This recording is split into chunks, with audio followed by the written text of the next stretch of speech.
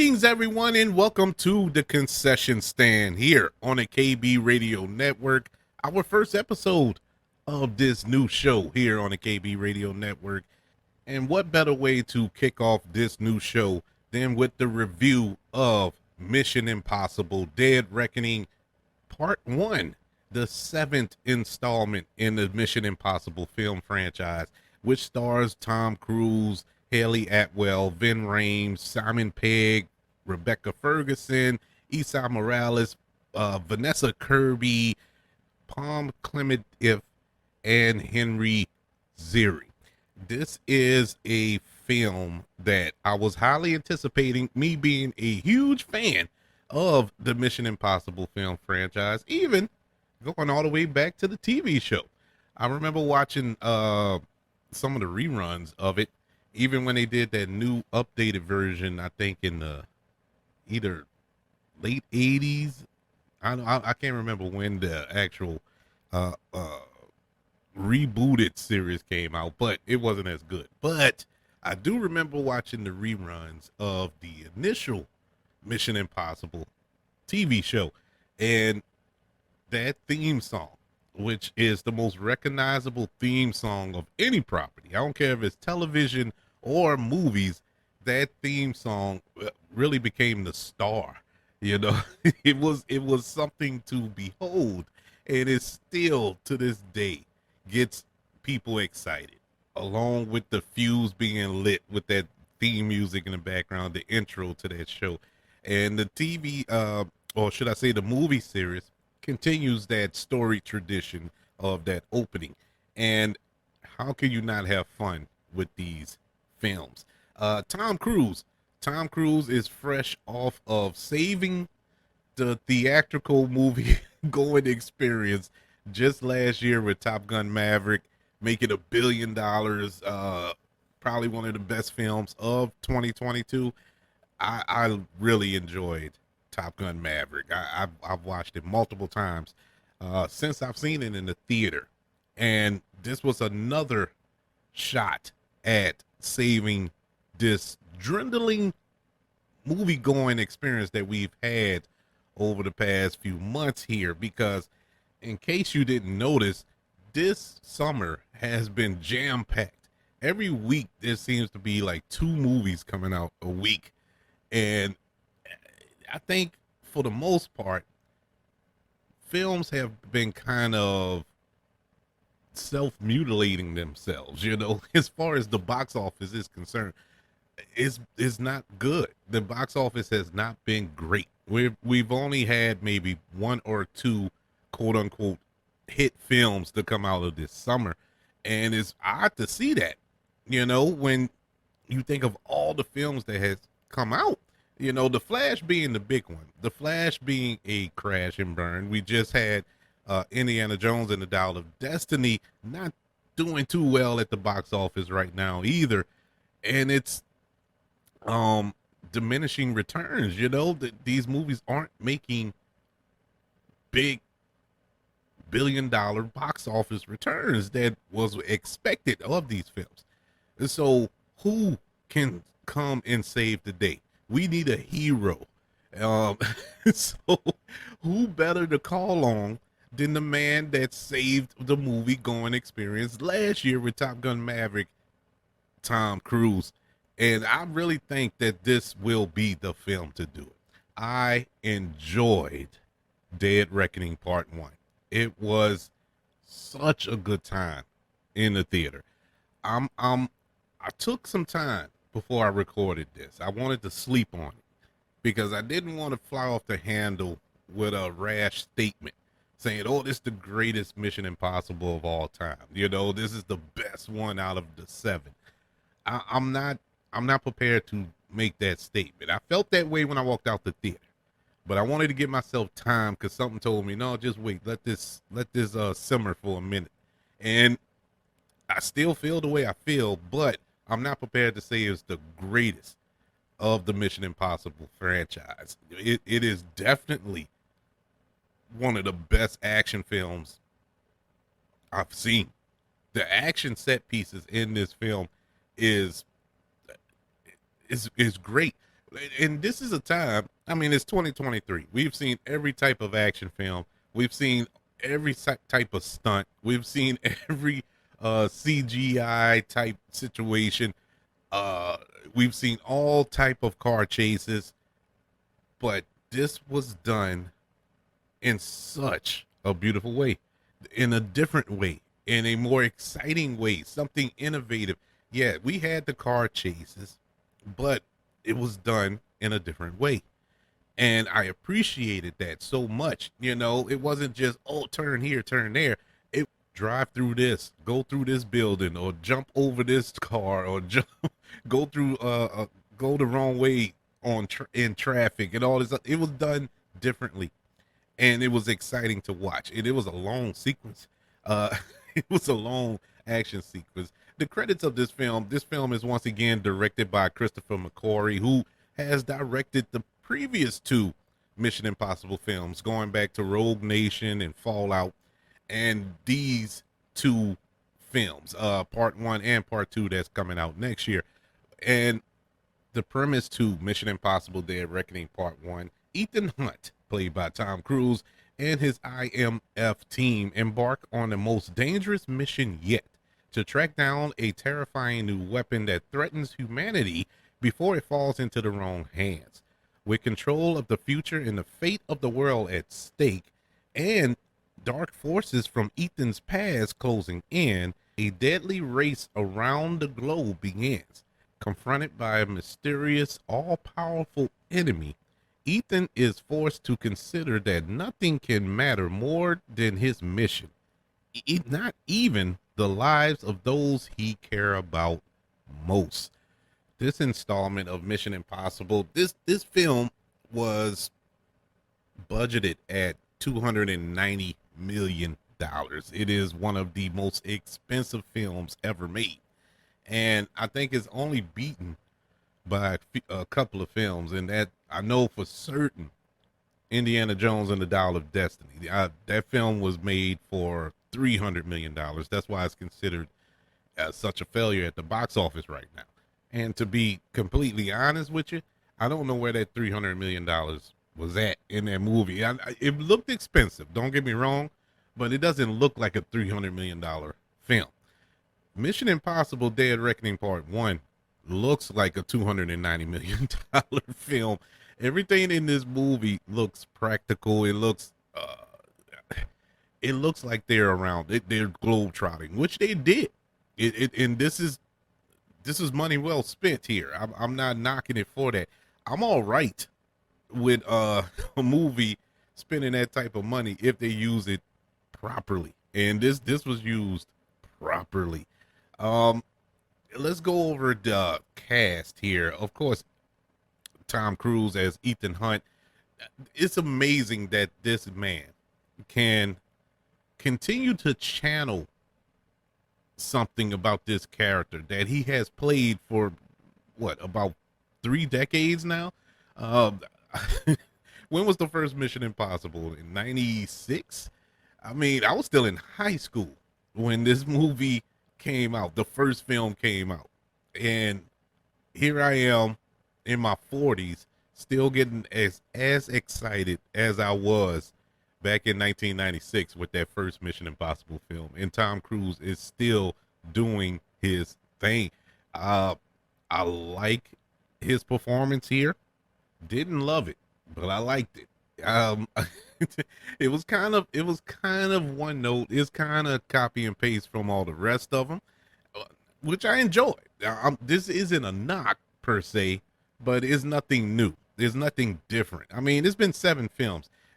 Ethan Hunt has been put through the ringer throughout this whole franchise. So what's ever thrown at him, it's pretty much, we've been through it all. I mean, he got married and his wife was threatened, almost killed, and he's been captured, tortured, disavowed a million times, beat up to God knows where. I mean, he's been through it all. So nothing new to experience there. So we're getting the same Ethan Hunt, and that's the quote unquote knock about it, because I mean, what else can you do with him? Now there is something new here, There's a new threat here. There's a new person from his past that he is confronted with. But overall, it's the same Ethan Hunt, and that's a good thing. Nothing dramatic, nothing out of box from the character that we know and love for all these years. Haley Atwell, who was an addition to this cast, her first appearance in the franchise as the character of Grace. She plays a thief here, and Haley Atwell, who you may know as Peggy Carter from the MCU in the Captain America films, uh, man, she has nuclear chemistry with Tom Cruise in this film. I enjoy I enjoyed her more in this film than I did in all of her MCU appearances. That is crazy to me because I really loved her as Captain Carter or Peggy Carter, whatever iteration that she played, because she's played Captain Carter. I guess Union Jack. I don't know what their version of it is, but she really did an excellent job here. I had fun with her character. She brought levity to this character. She gave a grounded performance to all this fantastical elements that is taking place in this film. And she was the grounded character. She was us in this film. She's the audience in this film. And had a real good story, fit into the plot ever so well. By the end of this, I was like, and this is non-spoilers, I'm not getting into spoilers here, but I really, in the back of my mind, when this movie was wrapping up, I was like, okay, if this is Tom Cruise's last hurrah, these last two films here, part one and part two, and they decide they want to continue the franchise on, Haley Atwell would be perfect to continue on this franchise. I can see them going with that direction, and I'm all for it. I loved her character, really loved her performance. Really, really good job. We have Vin Rames returning. Vin Rames, and it dawned on me when I was watching the movie, he has been in every one. Him and Tom Cruise have been in every single Mission Impossible film. Vin Rames, man. Vin Rames. And you would think Vin Rames, especially when the first one came out, Vin Rames is a big guy. You picture him doing physical action and, running alongside Tom Cruise, but Vin Rames' character was never that. He's a computer technician, he's the guy in the chair, and he's always been that. But he is Ethan Hunt's best friend throughout all these films, and he is the glue that really keeps Ethan Hunt from just flying off the rails, should I say. And in this film, I think it stuck out more, even though in Fallout there was a deeper story there between him and Ethan Hunt. But there were a couple of moments in this film where I feel that it was done well, and I really liked Vin Rames, Simon Pegg as Benji. It's funny to see him still hanging on in this franchise. He was first introduced in Mission Impossible 3, I believe, the one directed by J.J. Abrams. Other than one scene that was in the airport, I believe, he didn't he really didn't have much to do in this movie. Now, yeah, it's the typical Benji role. He just directs Ethan Hunt where to go and do this, that, and the third. But as far as him getting into the story, it was only really one scene, and to be completely upfront and honest, really didn't need his character in this movie. And I love Simon Pegg, but it was kind of a useless character, other than this one scene. Like I said, no spoilers, and it was in a very tense scene, but nothing came from that. And maybe it'll be explained more in part two. But as far as this film is concerned, Benji was all right. He was all right. Rebecca Ferguson returns as Elsa. I think I'm saying her name right, Elsa. The former MI6 agent who has been working with Ethan Hunt since Rogue Nation. And I was confused about that character. I mean, I was confused about that storyline because when we last left in Fallout, it seemed, it gave the indication that her and Ethan Hunt were going to be together. They were a couple at the end of that film, and at the start of this film, I didn't get that indication. So I don't know what took place, and they didn't really explain it. And as a result of that, something happened in the second act in the middle of this film that was supposed to have an impact, and it didn't. And because I didn't know what was the status of the relationship, even though it did. I mean, it had a little impact. Don't get me wrong, but it didn't have that like, oh my god type reaction that that I think they were aiming for. Um, we get the return of a character from the very first Mission Impossible film, and it is none other than Eugene Kittredge, who was played beautifully by Henry Zerny. And I didn't think he would ever pop back up in this franchise, even though I saw him in the trailer, knew that he was in the film, but it was great to see him back. And with him in this movie, I was like, man, in his performance, I was like, man, I miss him. I missed him for 6 films because I loved his character. He defines former head of this spy organization, because you don't know where his head is at. He gives villain vibes, but at the same time, he's the good guy. He is a good guy, and the back and forth.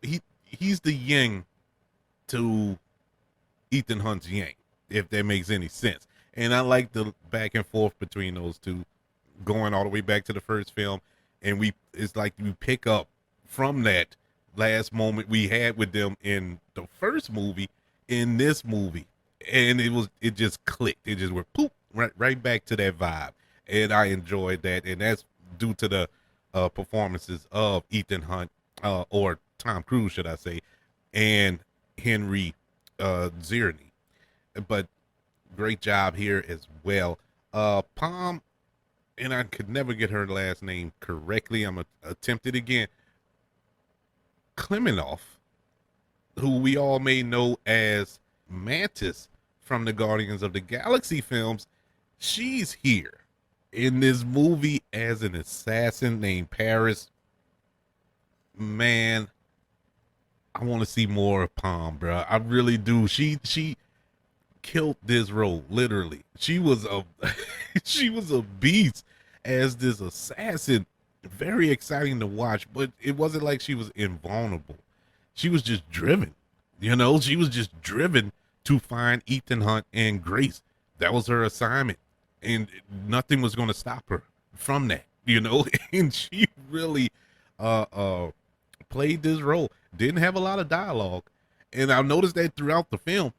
Normally when they do that in these movies, they do that because they don't have a strong performer, whether they're an actor or actress. No, just take note when you see certain people in films, and they're throughout the film. They're in the film about 60% of the film, but they don't have a lot of dialogue. Is because filmmakers, and it's not often, and I'm not saying they're doing this here, but they're not confident that the performer can deliver their lines convincingly. And I got that vibe when I was watching this film because Palm didn't have a lot of dialogue. But as I'm watching it, I'm like, well, I know she can act. I'm seeing her act in all of the Guardians films. She can act, especially in Volume 3 that just came out a couple of months ago. There's no doubt that she can act. So I don't understand why she didn't have a lot of dialogue. Now, granted, that character could have been written that way. Sometimes they do that to display the menace of a character, that they're not here to talk. They're just here for action. And she handled that. What she was given, she did the best with it. And I loved her performance. Really did. borderline stole scenes that she was in and not said a word. Didn't say a word. You know, if she had 7 lines of dialogue in this film, that's a lot. But she didn't say a lot in this movie. That really stuck out to me. But she did the best with what she had. But the standout to me, out of all those performances, is Isa Morales, and I've had a big man crush on Isa Morales since La Bamba, man. This dude can act. This dude is such a powerful, powerful actor because the role that he plays of Gabriel could have been so cheesy, so mustache trailing villain, villain of the week, because that's the way it was written. To be honest with you, it was written really bland, but he gave a performance that was so menacing yet so reserved. I love a villain that doesn't have to holler and scream and go crazy and to get their point across, and you just chewing up the scenery, to really display that he's a madman, he's something to be feared.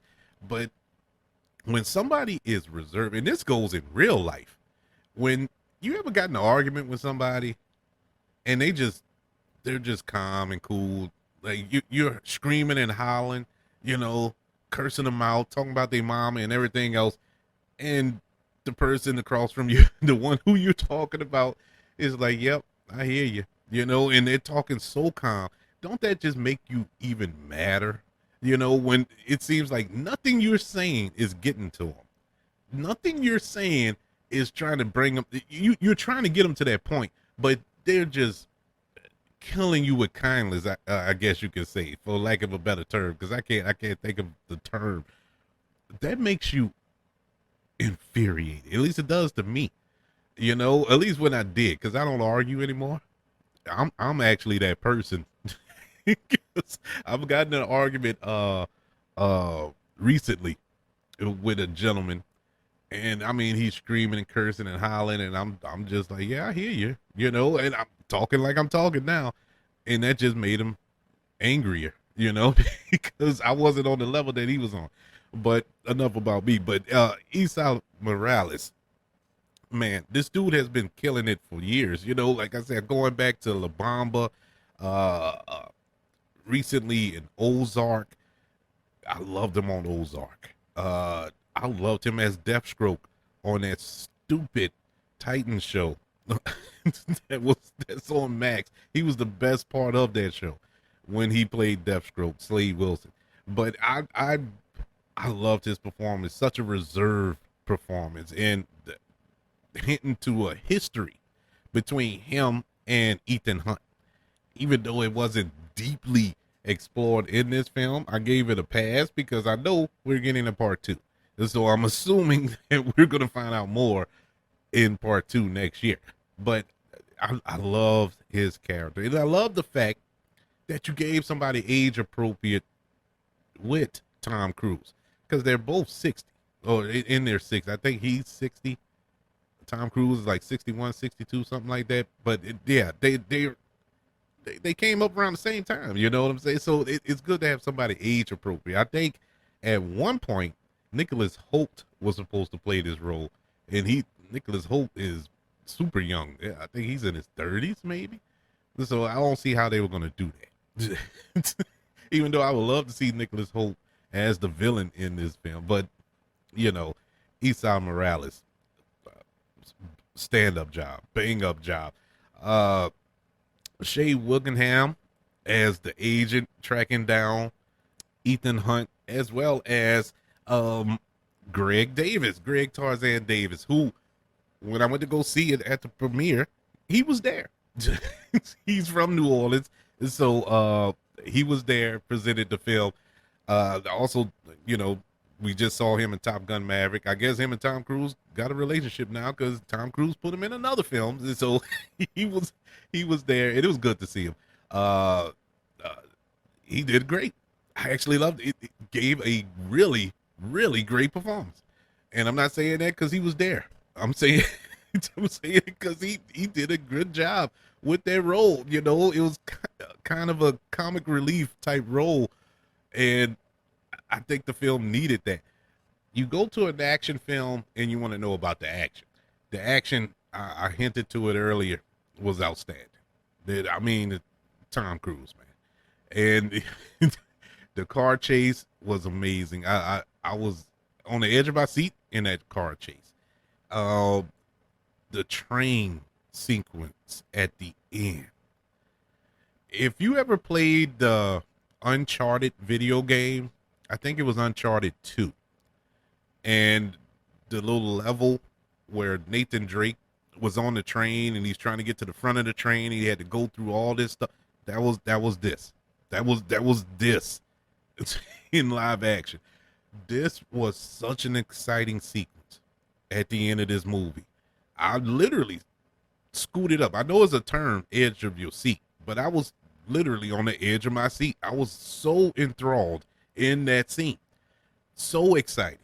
It was, I mean, white knuckled, all the cliches that you've heard. It was there.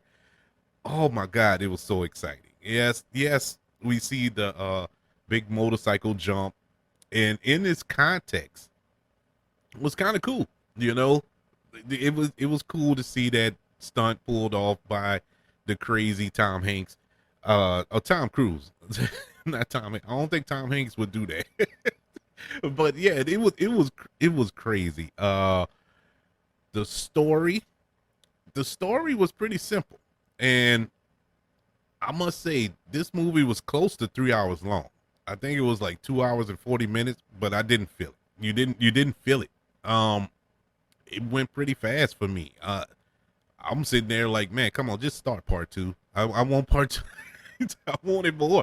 It flew by. Those close to 3 hours flew by, and I attribute that to the writing and the direction and the editing because it was straight to the point.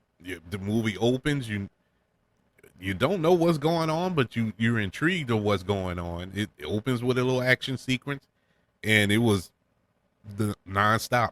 This movie is 85% action. It is not too many scenes to catch your breath. It is a lot of action, but it is poignant action, and there's acting and story development within the action. So it's not just a 3 hour long action scene, nonstop. There's a lot of development going on in between the cracks there. And that is great direction, writing, editing, acting, all together. I do have some gripes. And nitpicks. It's nitpicks.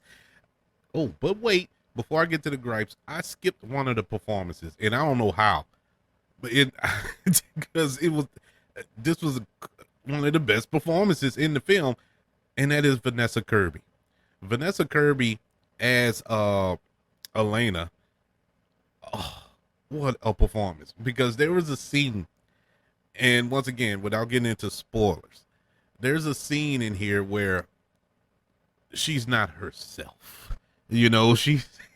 She's she's kind of out of her element. If I'm trying to dance around it here, and the fact that the way she played that, I don't know because I'm gonna spoil it. So I'm just gonna say, I loved her performance.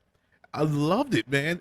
When she was threatened by Gabriel, when we were first reintroduced to her in this film, I felt her dread.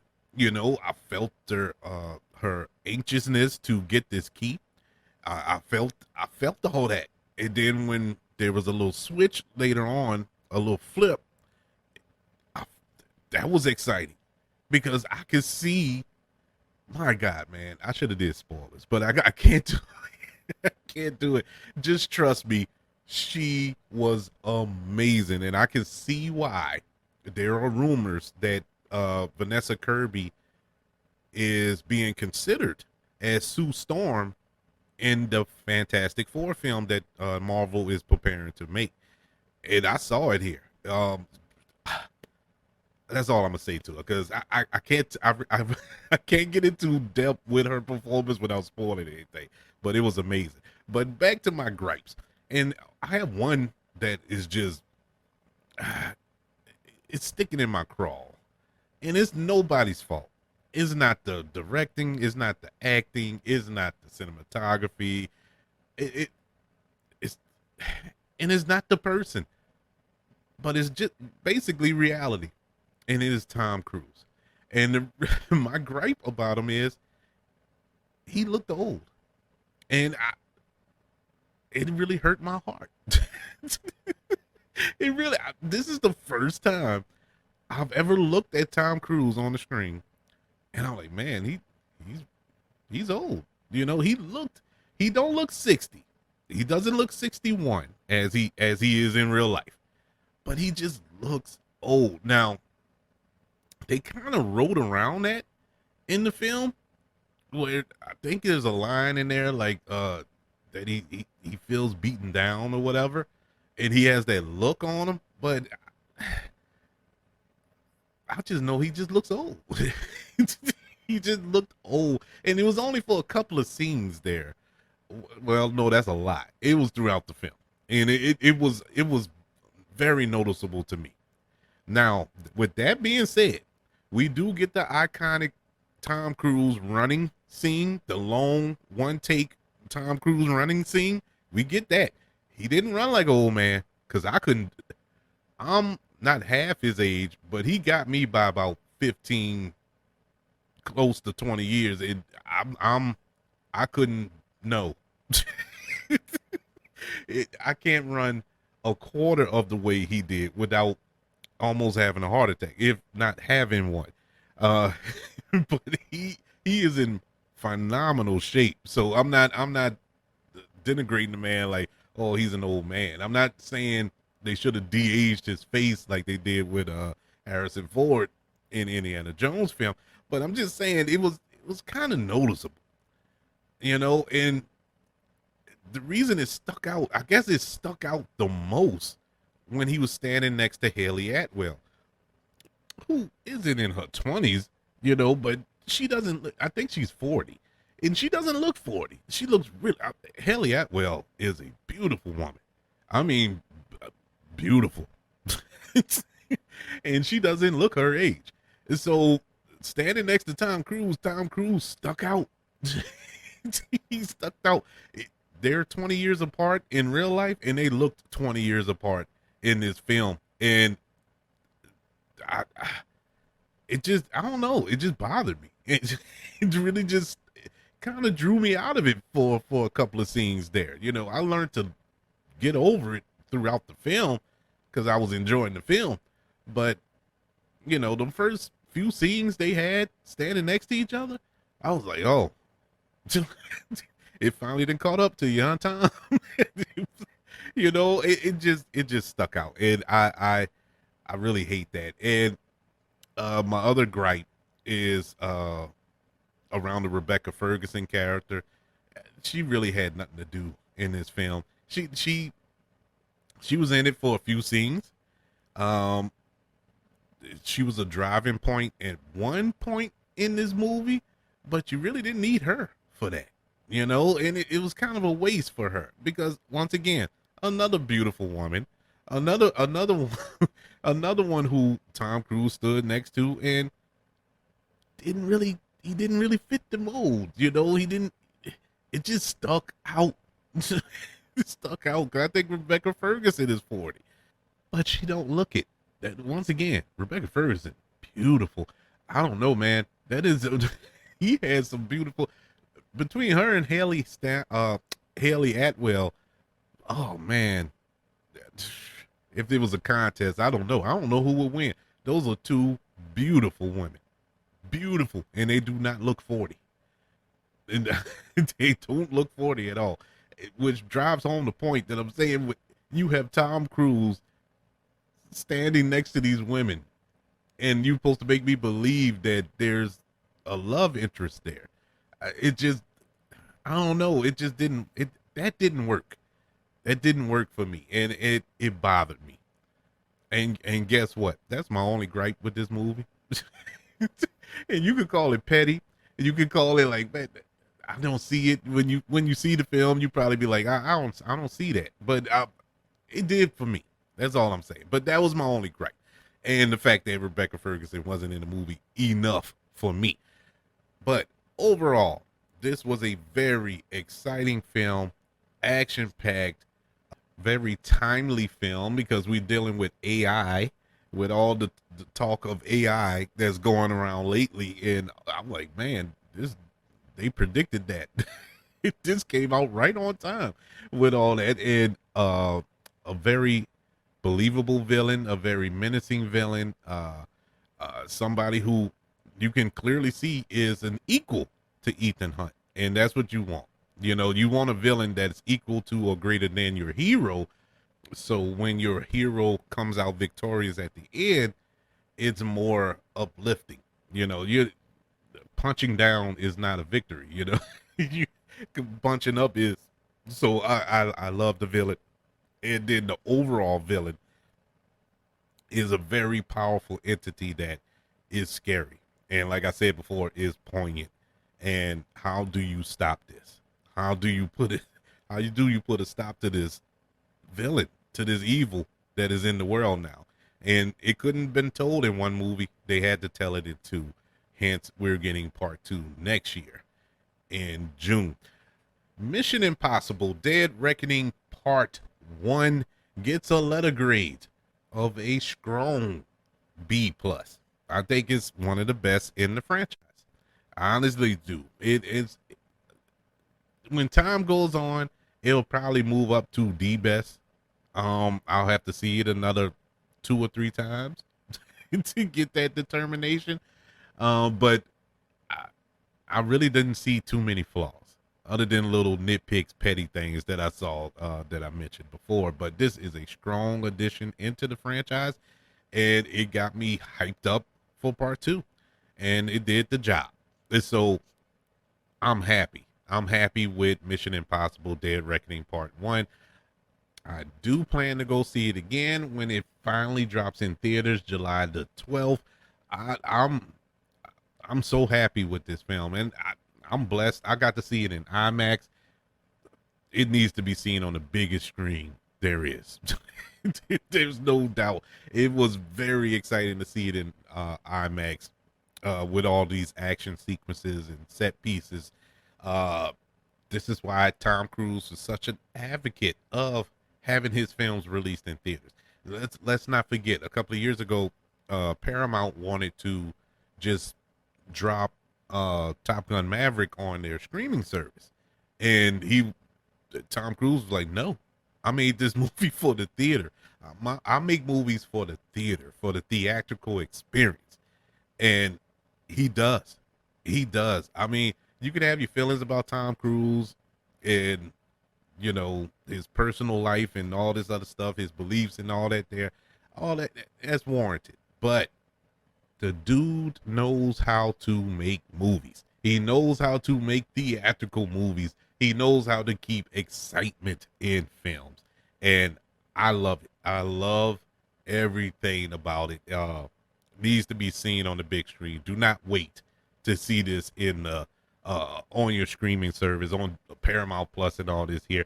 And I hope that it's a success. I hope that this film saves the theatrical experience because it's been hurting the past couple of months, so this could be it. And I think it's deserving of this theatrical run. I don't know how long, because in another week or so you're gonna have Barbie and Oppenheimer. So this is the week. If you're gonna do something, do it now. Mission Impossible Dead Reckoning Part 1 will drop in theaters July the 12th. Go check it out. I highly recommend it. I would like to know, are you planning to go check it out? email the show kbradiopodcast@gmail.com. You can also look me up on Twitter at KB Radio Network and on other social media platforms. Just look up the KB Radio Network, as well as YouTube. Look up the KB Radio Network channel on YouTube. Subscribe to the channel, like the video. I greatly appreciate it. Don't forget about the 5 stars, the reviews, and sharing this show. If you're listening on Apple Podcasts, Spotify, iHeartRadio, or wherever it is you're currently listening to this inaugural episode of the Concession Stand on the KB Radio Network. Everybody, thank you for joining me for this review of Mission Impossible Dead Reckoning Part 1. You have a good day, good night, good morning, good afternoon, good week, good month. Just be good.